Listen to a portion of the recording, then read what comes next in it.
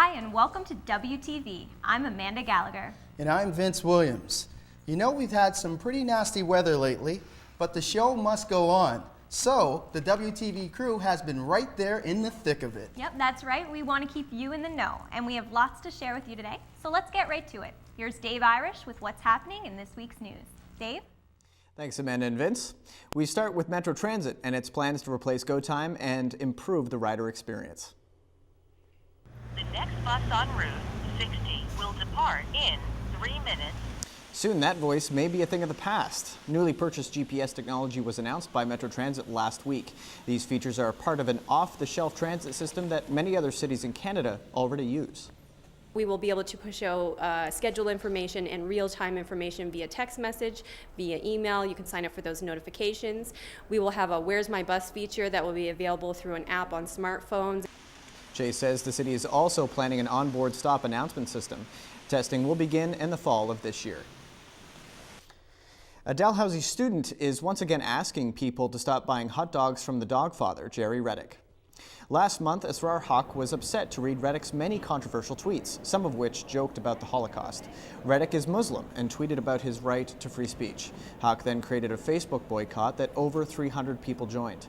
Haq stopped this boycott when Reddick publicly apologized, but a personal exchange between the two has Haq boycotting once again. So after he had apologized, I took down the group and I sent him an email thanking him for his apology. And a few days later, I received an email where he said that he wasn't apologizing for what he had said. And he said a lot of other, what I found to be inappropriate comments. Nearly 100 people have joined his new Facebook boycott. Now, winter roads can be tricky to drive on, and it doesn't help that in Halifax we've had 35 centimeters of snowfall in February alone. Katie Gordon is reporting on how some people around Halifax are feeling about this. Katie? Thanks, Dave. With the amount of snow we've been getting lately, clearing the roads has become a bit of an issue. But some people in Halifax see the snow on the roads as an opportunity. Take a look. Sneck down. It's a combination of the words snowy and neck down. Haven't heard of a neck down? It's when a curb is made bigger to create sidewalks or bike lanes. And a sneck down is nature's version. After snow falls and the plows have cleared the roads, the snow left behind creates a temporary curb extension. Blair Barrington contributes to the Tumblr page, Halifax Sneck Downs. Our environments have such dramatic effects on how we live our lives, but we're the people that dictate how our environments are shaped. So why don't we shape our environments to make our lives better? Barrington says neckdowns could be positive. It slows down traffic as they're making a turn through the intersection, and it also shortens the walking distance that people walking have to take when crossing the street. Sneckdowns first became popular last year on social media, but it was only last month that Halifax started to take notice, after Twitter and the Halifax Sneckdowns page started showing pictures of sneckdowns around the city. Mark Ricard owns the Bike Peddler. He says wider curbs are something he can get behind. Traffic calming measures are something that I really believe quite firmly in. Seeing traffic slowed down and making it safer for pedestrians and cyclists is a bonus to everyone. But not everyone in the city sees the benefits. Jim Gates is a Halifax firefighter. It's going to mean that we're going to have to take wider turns, which makes it more dangerous for the motoring public, because when we make those turns, we'll be directly in the opposing traffic. And in an emergency situation, that can be detrimental and can cause more accidents. In order for neckdowns to become a reality in Halifax, it will need city approval. A representative from the city says that they're aware of sneckdowns, but it's not one of the factors that goes into deciding which curbs get extended. Thanks, Katie. People interested in alternative healing had a chance to hear from a medicine person at last weekend's Holistic and Psychic Fair. Paul Marr was raised in Indian Brook, Nova Scotia, and taught by Cree elders. Marr almost died a few years ago after a nutrient deficiency. He was a guest speaker at the event because of his experience. And people are getting sick in this day and age, dying, and you see more and more disease, and we're not getting well as a society. Mara says his health has improved thanks to his beliefs in ancient healing and alternative medicine. This is the 7th year of the fair at Cole Harbour Place. Many vendors were there offering their expertise, including energy portraits and palm healing. While many people will be watching the Oscars on TV next Sunday, one woman from Dartmouth will be at the star-studded event, walking the red carpet in person. In just over a week, Emma Halpern will arrive in a limo at the Oscars in Los Angeles, California. She was invited by her brother, film producer Jeremy Dawson. He was a visual effects designer for a long time, and he's got 9 Oscar nominations for his film The Grand Budapest Hotel. Dawson, who's from Vancouver, has worked with director Wes Anderson on several films. The two were on stage at the Golden Globes last month, accepting the award for Best Comedy or Musical. Halpern says she's not worried about the red carpet, the star power, or even the camera flashes. She's just proud of her brother. But I'm sure we'll do some serious cheering. We'll be jumping up and down and cheering, and I mean, we'll probably cheer every time there's a nomination. And while Halpern is at the Oscars, she'll have her own cheering section here at home. I'm super excited for Mommy to go to the Oscars. Now, as for her wardrobe, Halpern says she has shopped local. That's it for the news. Back to Amanda and Vince in the studio. Thanks, Dave. Now, coming up, this could end badly. Oh, I think he's got it. WTV's Graham McDougall hits the hills. Hey, my name is Julian. I'm at the Halifax Central Library, and you're watching WTV. Welcome back. It's African History Month in Nova Scotia, and there are lots of interesting and educational events taking place across the city. Yeah, I actually took in a show this week that I'm pretty excited to share. It was Symphony Nova Scotia in a whole new light, and it was a blast. Check it out. 5'1" and I'm tons of fun and I dress to a T. You see, I try to be like Oprah Winfrey and give back generously. Everybody go! Oh. A little rapper's delight to get the party started, and Black is Beautiful was quite a party. It was a free family concert put on by Symphony Nova Scotia. An enthusiastic crowd packed the Maritime Museum to take in the event, which celebrated composers of African descent and their music.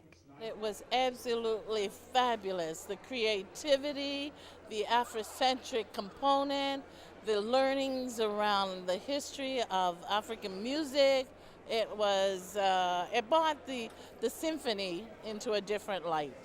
Caribbean-Canadian conductor Daniel Bartholomew Poyser stepped in to guide the orchestra. African hymns, Stevie Wonder, and a Beyonce medley, the lineup had it all. People don't realize that there were, African origin composers that were writing music at that time in history, and it's just a celebration of some of the of just Black music and Black musicians, like Jimi Hendrix and Miles Davis. It was just a lot of fun and dancing and singing, and yeah, it was great. The event was part of Symphony Nova Scotia's Family Series. They are all-ages concerts meant to introduce young people to live symphonic music. Families filled the floor seats. Did you have fun? Love it. I've had fun. Were you dancing? Yeah, I was. The kids weren't the only ones dancing. Grooving to the music for sure, and there's a lot of old ones that I'm sure the younger people wouldn't know, but us in another set, we knew almost every one of them.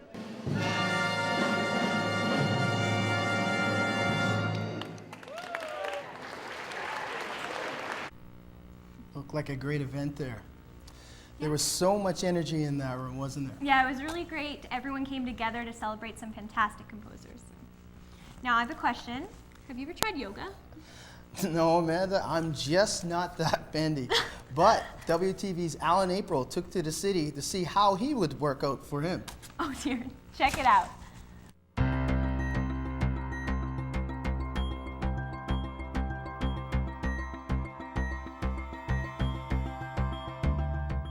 Hey guys, I'm here on Charles Street in Halifax's North End, and I'm standing outside of Halifax's newest Pilates, yoga, and movement studio, Rio Halifax.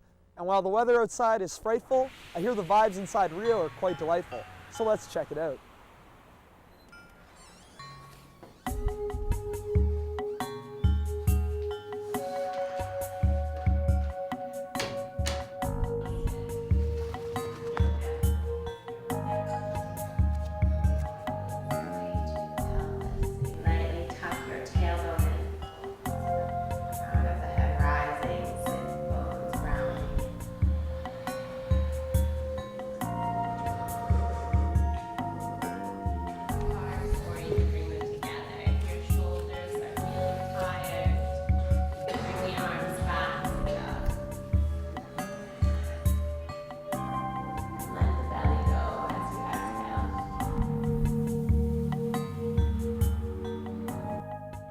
All right, so Kara, I just did an introduction to yoga class. You were my excellent instructor.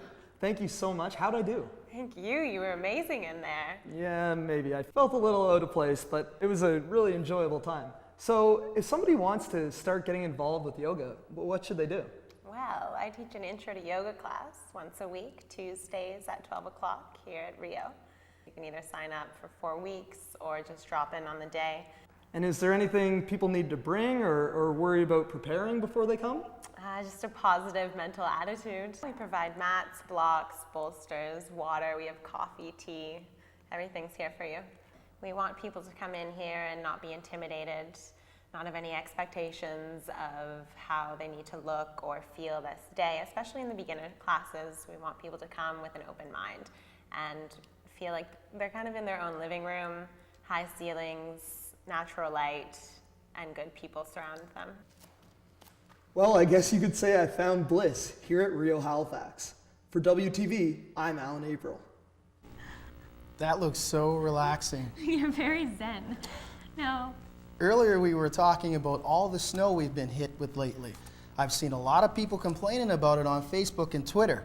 And I get it. I mean, who likes snow, really? Well, apparently, our own Graham McDougall does. Because where there's snow, there are sleds. And Graham hit the streets to find out which places in your city are the best to ride and wipe out on.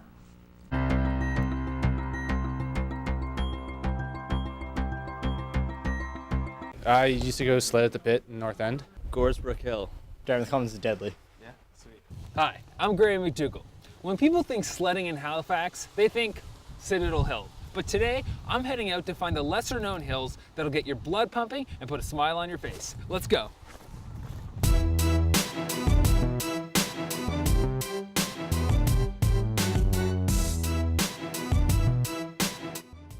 This is WTV and we're at the pit.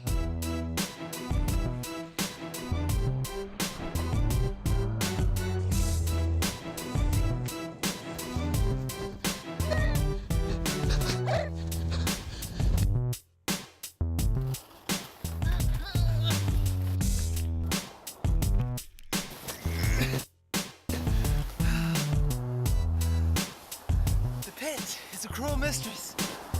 I'm here at Goresbrook Field. Looks like there's a steep incline. Let's give it a go.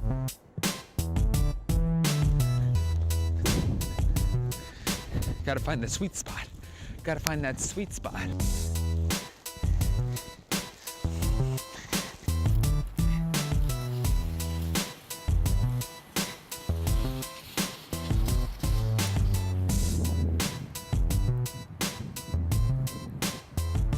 As you can see, the Goresbrook Hill, it's pretty steep. There's a lot of snow, but I just couldn't get the speed.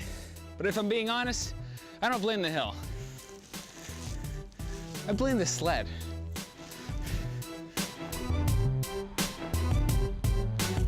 All right, well, I'm heading to my last location of the day. It's the Dartmouth Commons. I hear it's a great one. My sled has seen better days, but I hope that doesn't slow us down. Let's go.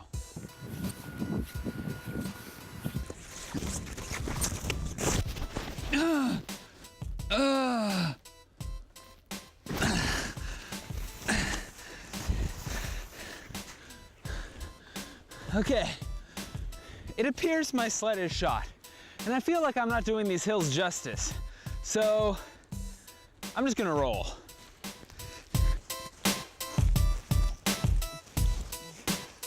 Oh no!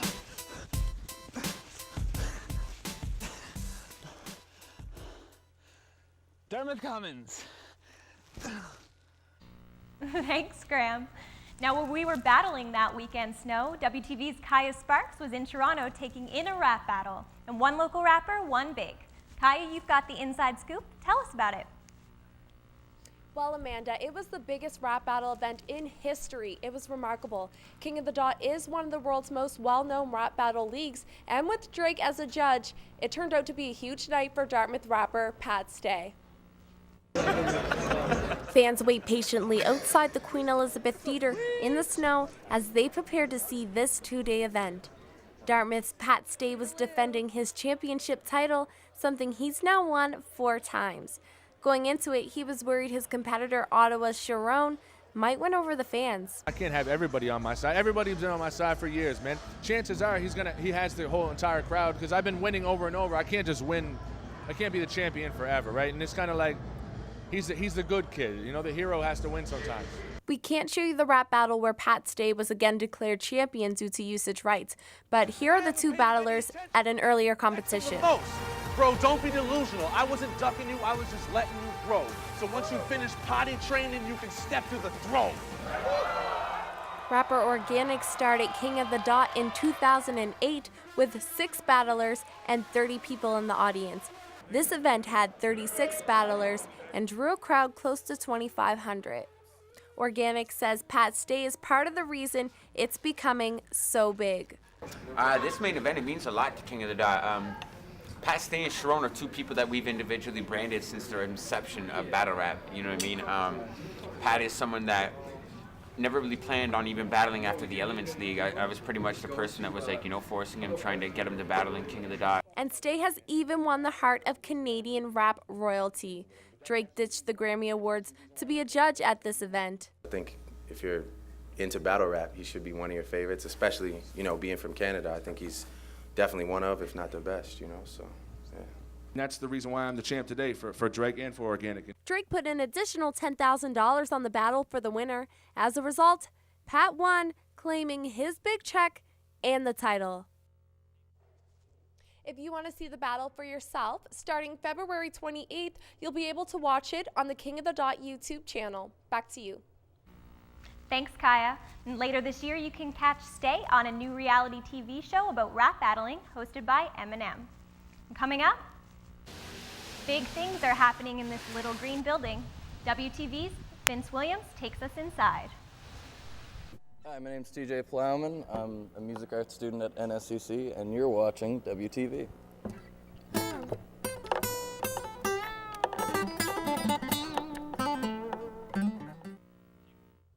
Welcome back.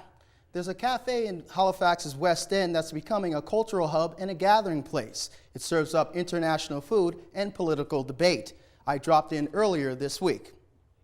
It's more than just a cafe. It is a place that breeds unity, and that's sort of our philosophy. The motto of the cafe is a small host can hold 100 friends. Fulami Jones opened Kawacha House in Fairview last summer.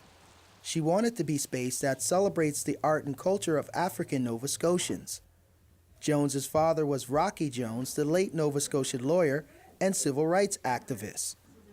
The name Kawacha comes from his vision for the black community in the 1960s and wanting a place where they could discuss political and social conditions in Halifax. When Fulami started this place, the name hollers back to what Rocky was doing. So there's a historic legacy that's being carried on in this space.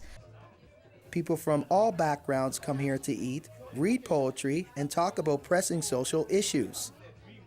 One of the things that I love about Kawacha House Cafe is I see it as an extension of his philosophy and more inclusive of women and gender. Dr. Isaac Saini is the director of the Transition Year program at Dalhousie University and a regular at the cafe. Yes, and so Fulami has been a place which has valorized and this experience of what it means to be a black Nova Scotian in a community that's been here for over 200 years, but also to build those links with recent African immigrants. Halifax poet laureate Al Jones says, at its heart, Kawacha House is about bringing people together. So I think the idea of community-based activism, which is more collective, not one person, but everybody, and I think that's what this space is striving to create, not just resurrect, but create in different ways as well. Like a horde of Vikings over the hills on defenseless villages. The house is open 6 days a week and hosts weekend jams along with hangout sessions and even domino nights. And Fulami Jones says everyone is welcome. That was great. It looks like a really interesting place. It is. Powerful images and a moving place for making connections, for sure. Yeah, and now let's check in with our first-year radio and television arts students. Here's Kristen Brown with what's going on in entertainment this week. Hi, I'm Kristen Brown, and welcome to WTV's Entertainment Highlights. If you're a hockey fan, then tonight's concert at Spatz Theatre is for you. It's called Stolen from a Hockey Card, and it's hosted by the one and only Ron MacLean. Tickets are $35 and the show starts at 7:30. After opening up for Bob Seger last month, Halifax's Christine Campbell is back home to play the Split Crow. Come enjoy her original spin on blues and rock February 13th and 14th. Show starts at 9:30. Halifax's favorite sci-fi convention, HalCon, is presenting its first ever Red Heart Ball. The ball is happening on Valentine's Day at Murphy's on the Water from 8 to 12 a.m. Come dressed in your best sci-fi costumes and enjoy dinner, dancing, and plenty of prizes. Also on Valentine's Day this Saturday, come experience Songs from the Heart with Cape Breton singer-songwriter Bruce Guthrow. Guthrow plays Casino Nova Scotia in support of the Canadian Red Cross. Tickets are $50. And Sunday, come out to an indie wedding social at the Keys Brewery Market for those with the less conventional wedding style. Live Instagram printers, flower crowns, pop-up lemonade stands. You don't have to be planning a wedding to enjoy this event. It starts at noon and tickets are $10 at the door. That's your entertainment for this week. Back to you. Thanks, Kristen. The Buy Local movement is definitely thriving in our city. But now you don't have to live downtown Halifax or Dartmouth to visit a farmer's market. WTV's Sam Tufts has the story. I sell card-making supplies as well as crafts made with them. I'm with Mary Mason. We're selling a repurposed mason jar. My company is Homegrown Goods. I make naturally scented Play-Dohs, repurposed crayons, and homemade chalks. These are just a few of the products sold at the new Beaver Bank Kinsack Market, held in the local community center. Organizer Shannon Rayfuse says it's more personal than the larger markets. We kind of run it as a family. My husband helps out and so does my son. And we also really appreciate our vendors. So far, Rayfuse says there hasn't been a problem finding vendors, like Robin Carruthers, who has been coming to the new market since it opened. It's just a nice home, and the vendors, you all get along with everybody. So it's kind of like you're just coming for a coffee and hanging out with friends. And the shoppers appreciate the close-knit feel as well. I live in the community, so I knew a few of the vendors as well, and I like to come out and support them. Rayfuse tries to bring in a variety of vendors, so there's something for everyone. You can buy your eggs, you can buy your meat, you can buy your soaps and your shampoos, pretty much everything that you can kind of imagine, really. And when you shop local, you just might get the chance to see a week-old baby goat. The Beaver Bank Kinsack Market is open every Sunday from 1 to 5. Organizers say they hope to have more vendors and expand to a 2-level market in the future. Sam Tufts, WTV, Sackville. A baby goat? Sold. Well, that's it for us this week, but don't be too sad. We'll be back next week with our last episode of the year. And if you want to comment on any of the stories you saw today or just want to see them again, check out our website, waterfronttv.org. And don't forget to follow us on Facebook and Twitter at WTV Media. We'll leave you now with some footage our own Dave Irish captured. It's the ferry doing something a little bit different. Thanks for watching. Take care. Goodbye.